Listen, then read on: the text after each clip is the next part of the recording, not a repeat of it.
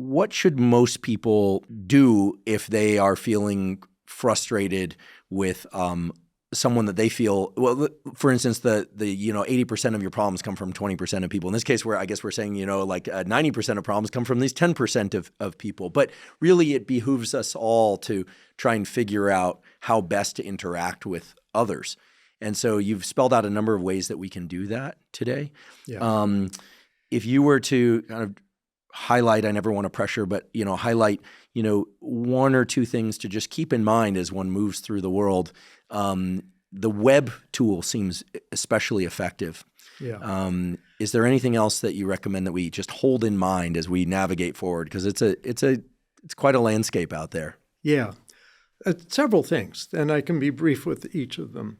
First, there's what I call the 4 forget-aboutits. Is forget about trying to give the person insight into how they're behaving. That blows up the person.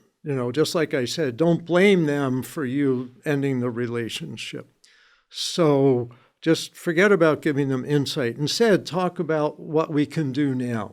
Talk about options. Talk about, don't go inward with them, go outward with them. So when you go inward, you escalate their defensiveness.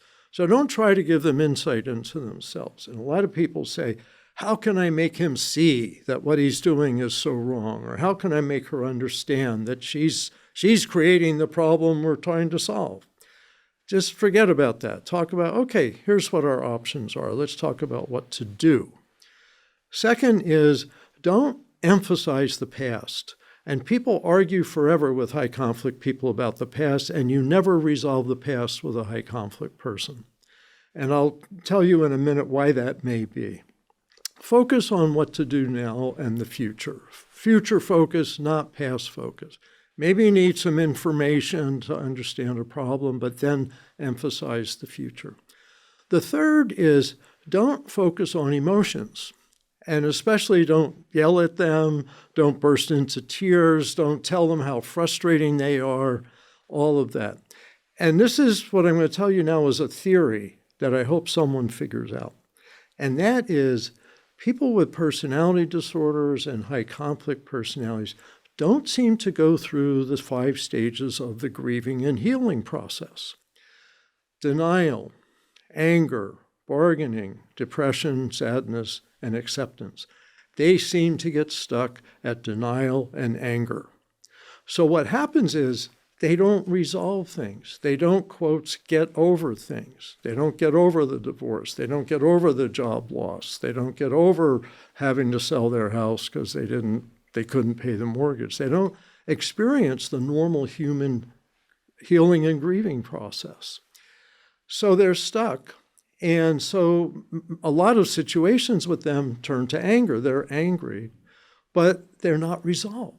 So high conflict people are constantly talking about the past and how aggrieved they are.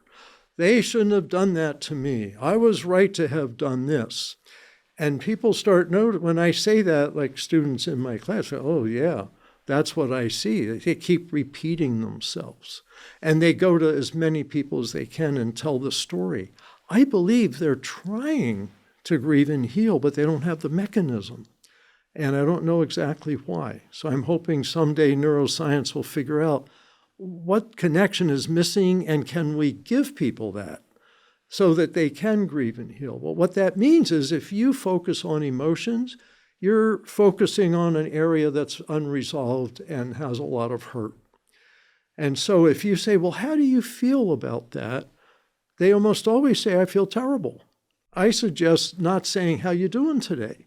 Because the answer I get is terrible. You know what she did yesterday. You know what he did last week. So instead, do small talk, do it about anything except about how are you feeling today. So don't ask how you're feeling. Focus on thinking and doing. And an example I teach lawyers and mediators is don't say, how do you feel about that proposal? Say, what do you think about that? Could you picture doing that? How could you do that? How could that work for you? Because if you focus, how do you feel? I feel insulted. I feel abandoned. And then they drown in that. And next thing you know, you've lost them. So avoid emotions. Don't focus on emotions, but acknowledge emotions. Say, I can see your frustration. Now, here's how I can help you today. The fourth is, don't use names, don't label people, don't say you're a high conflict person. And lawyers do that to motivate their clients. It doesn't work. Don't say you have a personality disorder. You may be wrong, and that never motivates anybody. So that's the 4 forget about it. So that's key stuff for people to avoid.